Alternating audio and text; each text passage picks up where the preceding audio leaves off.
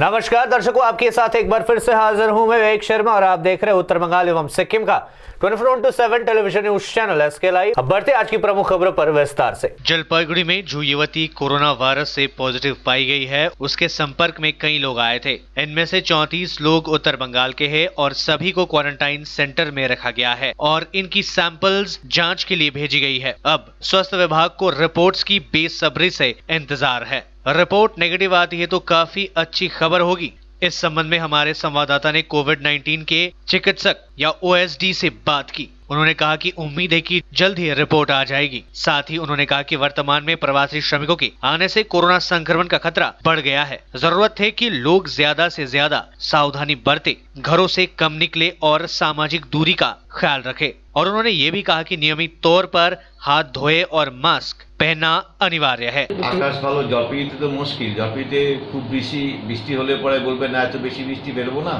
কম বৃষ্টি হলে না গরম বড্ড গরম লাগছে বেরোবো না, খুব ঠান্ডা পড়লেও যাক, অল্প ঠান্ডা পড়লেও তাই। জলপাইগুড়িটা খুব আনন্দের শহর, তো লোকে খুব আনন্দ করতে ভালোবাসে, ফুর্তি করতে ভালোবাসে। বিপদটা মনে একটু দেরিতে বোঝে। আমরা বারবার বলছি এখন মাইগ্রেশনের থেকে প্রচুর লোক আসছে। আমি শুনলাম যে দোকানপাট খোলার ফলেতে একটা অসম্ভব ভিড় লক্ষ্য করা যাচ্ছে। এটা তো খুব ক্ষতিকর হতে পারে না, এবং পরবর্তীকালে কিন্তু আমাদের কন্ট্রোলের বাইরে চলে যাবে। বারবার বলছি যে সোশ্যাল ডিস্টেন্সিং মেনটেন করুন। দেখুন ডাক্তারবাবুরা চেম্বার খুব লিমিটেড ওয়েতে করছে। কেন বলতো ডাক্তারবাবুদের চেম্বারগুলো ভিড় হয়। ডাক্তারবাবু বলছেন এত ভিড় থাকলে পরে স্প্রেড হতে পারে লোকের কাছে লোকে, তার জন্য ডাক্তারবাবুরা খুব লিমিটেডভাবে কিন্তু চেম্বার শুরু করেছেন। যেমন আমি নিজেও পার্সোনালি সোমবার থেকে শুরু করবো, কিন্তু খুব লিমিটেড, যাতে ভিড় না হয় লোকে। কিন্তু তাই বলে একটা দোকান খুললো, জামা কাপড়ের দোকানে যদি এখন 50-60 জন লোক একসঙ্গে ঢুকে যায়, তাহলে আপনি বুঝুন কি অবস্থা হতে পারে জলপাইগুড়ি। এটা এমন তো নয় যে এক্ষুনি আমাকে জামা কাপড়টা কিনতেই হবে। এইগুলো তো বন্ধ করতে হবে। আমরা মানে আর কতভাবে বলবো, এটা তো আপনাদের বিপদ। আপনারা যদি না বোঝেন তাহলে তো আমরা আর কি করতে পারি। অসুস্থ হবেন আপনারা, তখন আবার যা হওয়ার হবে, কিন্তু এটা ঠিক হচ্ছে না জায়গাটা। कूच बिहार में क्वारंटाइन सेंटर में हुआ उत्तेजना का माहौल। स्थानीय लोगों ने जमकर किया विरोध प्रदर्शन, प्रवासी श्रमिकों ने की जमकर तोड़फोड़। कूच बिहार के तूफानगंज स्थित क्वारंटाइन सेंटर में शनिवार सुबह से काफी उत्तेजना का माहौल बना हुआ है। बाहर से आए लोगों के लिए तूफानगंज के बोरो कोदाल में क्वारंटाइन सेंटर बनाया गया है। यहाँ पर काफी संख्या में प्रवासी श्रमिकों को रखा गया है, लेकिन स्थानीय लोगों का आरोप है कि यहाँ पर आने वाले प्रवासी श्रमिक दीवार फांद कर बाहर निकल जाते हैं और बाजार जाते हैं और वहां से सिगरेट व अन्य सामग्रियां खरीदते हैं। इसके अलावा नियमित तौर पर दीवार फांद कर नदी किनारे सोच के लिए जाते, साथ ही आसपास में स्थित बगीचों में जाकर आम और लीची तोड़ते हैं। शनिवार सुबह जब ये लोग सोच के लिए गए तो वहां स्थानीय लोगों ने इसका विरोध किया।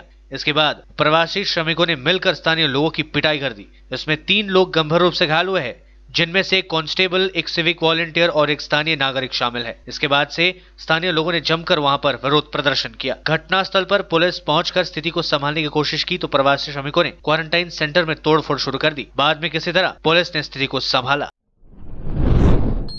महाराष्ट्र के बाद बंगाल भी घरेलू उड़ान शुरू करने के मूड में नहीं। मुख्यमंत्री ममता बनर्जी करेंगी केंद्र से बात। 28 मई तक बागडोगरा हवाई अड्डे पर सेवाओं को स्थगित करने की भी करेगी अनुरोध। 25 मई से शुरू होने वाली घरेलू उड़ान को लेकर महाराष्ट्र के बाद पश्चिम बंगाल की सरकार ने भी असमंजस को बढ़ा दिया है। पश्चिम बंगाल की मुख्यमंत्री ममता बनर्जी ने कहा है कि वह केंद्र से कोलकाता और बागडोगरा हवाई अड्डों पर कुछ दिनों के लिए घरेलू उड़ानें सेवाएं रोकने के लिए आग्रह करेंगी। यह उड़ान सेवाएं 25 मई से शुरू होने वाली है, लेकिन राज्य में इस समय अफमान चक्रवात से होने वाली क्षति के राहत कार्य में व्यस्त है। ममता बनर्जी ने कहा कि उन्होंने मुख्य सचिव से नागरिक उड्डयन मंत्रालय को 30 मई तक कोलकाता हवाई अड्डे पर और 28 मई तक बागडोगरा हवाई अड्डे पर सेवाओं को स्थगित करने का अनुरोध करने के लिए कहा है। बता दें कि महाराष्ट्र में एक अधिकारी ने शनिवार को कहा कि राज्य सरकार ने 19 मई को अपने लॉकडाउन आदेश में अब तक संशोधन किया है, जिसमें केवल कुछ खास तरह की उड़ानों को ही अनुमति दी गई है। देश में कोरोना वायरस ने लगाई अब तक की सबसे बड़ी छलांग। देश में 24 घंटे में 6,767 नए केस सामने, 147 लोगों की मौतें। हर दिन कोरोना वायरस के मामलों में बड़ा उछाल देखने को मिल रहा है और रोज अधिक मामलों का रिकॉर्ड बनता जा रहा है। देश में पिछले 24 घंटे में कोरोना वायरस के मामले में अब तक की सबसे बड़ी छलांग आई है। बीते 24 घंटे में कोरोना वायरस के 6,767 नए केसेस सामने आए हैं और करीब 147 लोगों की मौतें हुई है। रविवार को जारी केंद्रीय स्वास्थ्य मंत्रालय के आंकड़ों के मुताबिक देश भर में कोरोना वायरस के मामले बढ़कर करीब 1,31,868 हो गए हैं और कोविड-19 से अब तक 3,867 लोगों की मौतें हो चुकी है। कोरोना के कुल 1,31,868 केसों में से 73,560 एक्टिव केसेस है। वहीं 54,440 लोगों को अस्पताल से छुट्टी मिल चुकी है या फिर वे ठीक हो चुके हैं। कोरोना वायरस से अब तक सर्वाधिक 1,577 लोगों की मौतें महाराष्ट्र में हुई है। यहाँ अब तक इस महामारी से पीड़ितों की संख्या 47,190 हो गई है।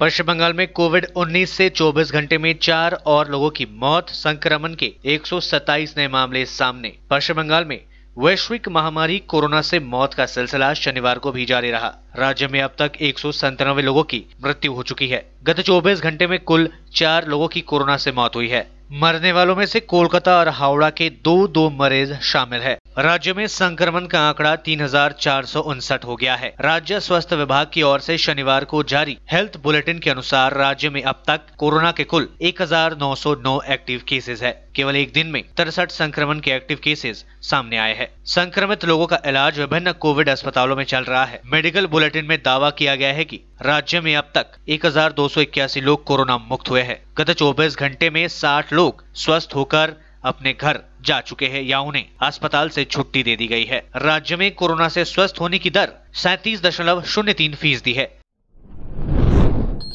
विश्व में कोरोना से अब तक 54.07 लाख लोग हुए हैं संक्रमित। 3.44 लाख लोगों की जाने जा चुकी है। ब्राजील में करीब 3.50 लाख मरीज हुए। अमेरिका के बाद सबसे ज्यादा है मामले। दुनिया में अब तक 54,07,378 लोग संक्रमित है। 22,47,930 लोग ठीक हो चुके हैं। मौतों का आंकड़ा 3,40,019 को पार कर गया है। वहीं ब्राजील में संक्रमण के 3,49,000 से ज्यादा मामले सामने आ चुके हैं। अमेरिका के बाद यहां दूसरा सबसे संक्रमित देश बना है। यहां 22,165 लोगों की जानें जा चुकी है। WHO के अनुसार 24 घंटे में 1,09,536 नए मामले सामने आए हैं, जबकि 5,600 लोगों की मौतें हुई है। उत्तरी और दक्षिण अमेरिका में पिछले 24 घंटे में सबसे ज्यादा केसेस मिले हैं। वहीं यूरोप में मरने वालों की संख्या 1,73,000 के करीब पहुंच गई है। लेते हैं थोड़ा सा ब्रेक, फिर मिलेंगे ब्रेक के बाद। 100% आयुर्वेदिक दमा-दमन किट प्राप्त करें और अपने फेफड़ों को बिना किसी दुष्प्रभाव के घातक वायरस से लड़ने की शक्ति बढ़ाएं। फेफड़ों की ताकत बढ़ाने और साथ ही साथ एलर्जी, खांसी या फिर ब्रोंकाइटिस और अस्थमा जैसी बीमारियों से भी लड़ने के लिए राहत देती है दमा-दमन किट। इस किट में आप पाएंगे दमा-दमन सिरप, दमा-दमन चूर्ण, दमा-दमन हर्बराज हर्बल टी, जिसका मूल्य है 750 और आपको देने हैं सिर्फ 700 रुपए। Contact number 8597738095। आपके विजुअल एडवर्टीजमेंट के लिए एसके लाइव ही बेस्ट ऑप्शन है। एसके लाइव का इस क्षेत्र में 24 घंटा टेलीविजन, एंड्रॉइड ऐप और वेबसाइट पर प्रसारण होता है। सोशल मीडिया पर भी हम उपलब्ध हैं। हमारी व्यूवरशिप 9 लाख से अधिक है। सिक्किम, हैथवे और NXT डिजिटल पर, दार्जिलिंग और कालिम्पोंग में दोनों हैथवे और CCN सेटअप बॉक्स पर, क्लामपुर से लेके मैनागुड़ी हैथवे पर, सिटी केबल पर सिलीगुड़ी और आसपास, नक्सलबाड़ी से पानी टंकी तक NXT डिजिटल में। तो सोचिए नहीं, कॉल करें 7908554308। ब्रेक के बाद आपका फिर से स्वागत है। बढ़ते हैं खबरों की तरफ। आसमान के कहर से बंगाल में अब तक 86 लोगों की हुई मौतें, 10 लाख घर तबाह, 1.5 करोड़ लोग हुए हैं प्रभावित। 72 घंटे से कई इलाकों में बिजली है गुल। चक्रवर्ती तूफान अफमान से हुई तबाही से जूझ रहे पश्चिम बंगाल सरकार ने रेलवे बोर्ड से कम 26 मई तक कोई श्रमिक स्पेशल ट्रेन राज्य में नहीं भेजने को कहा है। इस बीच बीते दिनों से बिजली की सप्लाई ठप होने की वजह से नाराज लोगों ने शनिवार को उत्तर और दक्षिण 24 परगना जिले के विभिन्न इलाकों में प्रदर्शन किया। इस बीच तूफान से मरने वालों की तादाद बढ़कर 87 हो गई है। पुलिस सूत्रों ने बताया कि उत्तर 24 परगना जिले के टीटागढ़ में नाराज भीड़ ने पुलिस की एक गाड़ी में आग लगा दी। वहीं भीड़ को तितर बितर करने के लिए पुलिस को लाठी चार्ज करना पड़ा। तूफान के 72 घंटे बाद भी कोलकाता में सामान्य जनजीवन लगभग ठप है। महानगर के 5000 से ज्यादा बिजली के खंभे उखड़ने की वजह से कई इलाकों में 3 दिनों से बिजली नहीं है। नतीजातन पानी की भी किल्लत हो गया है। इससे नाराज लोगों ने जगह जगह हिंसा और प्रदर्शन शुरू कर दी है। शनिवार को कुछ जगहों पर भीड़ को तितर बितर करने के लिए पुलिस ने लाठीचार्ज भी की। सीएम ममता ने तूफान की बर्बादी को ध्यान में रखते हुए लोगों से धैर्य बनाए रखने की अपील की है। कश्मीर केरल में आज मनाई जा रही है ईद। लोगों ने घरों पर ही अदा की नमाज। जम्मू कश्मीर और केरल में आज यानी रविवार को ईद मनाई जा रही है। इस मौके पर जम्मू कश्मीर के पुलिस महानिदेशक दिलबाग सिंह ने लोगों को ईद की बधाई दी। पुलिस महानिदेशक ने जम्मू कश्मीर के लोगों को शहीदों के परिवारों, पुलिस व सुरक्षा बलों के जवानों और उनके परिवारों को ईद की मुबारकबाद दी। साथ ही उन्होंने इस त्योहार को जम्मू कश्मीर में शांति और खुशहाली से मनाए जाने की कामना की। केरल में भी आज ईद मनाई जा रही है। मालापुरम में लोगों ने ईद की नमाज घर पर ही अदा की। वहीं जम्मू कश्मीर से अलग हुए लद्दाख में शनिवार को ईद मनाई गई। लद्दाख कारगिल क्षेत्र में शुक्रवार को चांद देखा गया, इसलिए लद्दाख में 23 मई को ईद उल फितर मनाया गया। हालांकि देश के अन्य हिस्सों में सोमवार को ईद मनाई जाएगी। भयंकर गर्मी से परेशान है उत्तर मध्य भारत। कई राज्यों में येलो अलर्ट जारी।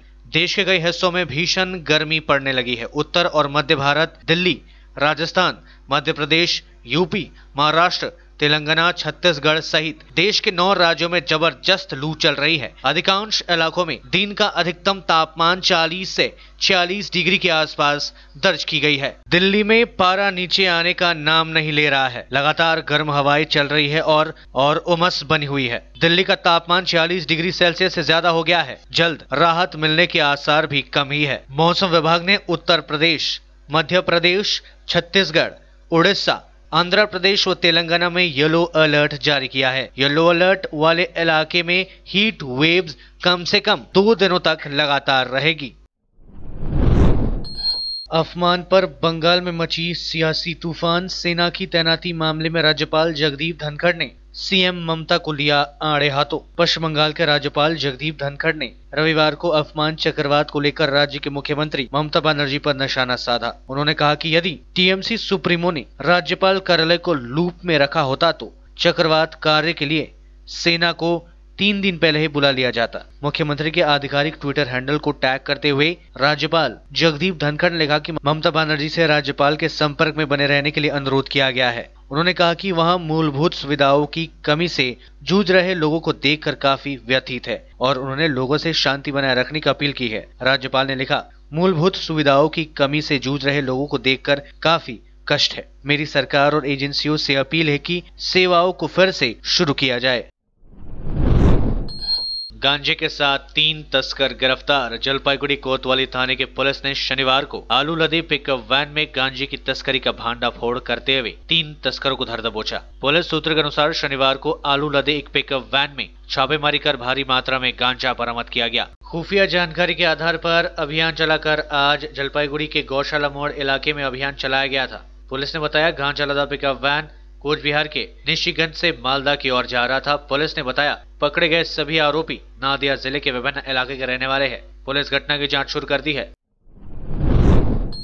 आईएनटीटीयूसी ने टोटो चालकों के बिजली बिल माफ करने की मांग, बीडीओ को दिया ज्ञापन। तृणमूल समर्थित श्रमिक संगठन आईएनटीटीयूसी ने अलीपुरद्वार के फालाकट्टा के टोटो चालकों के बिजली बिल माफ करने की मांग की है। संगठन की ओर से शनिवार को इस मांग को लेकर बीडीओ को ज्ञापन सौंपा गया। संगठन के सदस्यों ने बताया कि लॉकडाउन के कारण टोटो चालक बेरोजगार हो गए हैं। वे लोग आर्थिक तंगी से जूझ रहे हैं। उनके समक्ष खाद्य संकट पैदा हो गया है। ऐसी हालत में उनके लिए बिजली बिल का भुगतान करना काफी मुश्किल है। यही कारण है कि संगठन की ओर से राज्य सरकार से टोटो चालकों के बिजली बिल माफ किए जाने की मांग की गई है। আমরা আজকে মাননীয় বিডিও সাহেবকে আমাদের আইএনটিটিসি অনুমোদিত টোটো ইউনিয়ন আছে সেই ইউনিয়নের পক্ষ থেকে এই লকডাউনের জন্য টোটো চলাচলের ক্ষেত্রেও নিষেধাজ্ঞা আছে, লকডাউন আছে, তা বহুদিন যাবৎ টোটো চালাতে পারছে না, রোজগারহীন।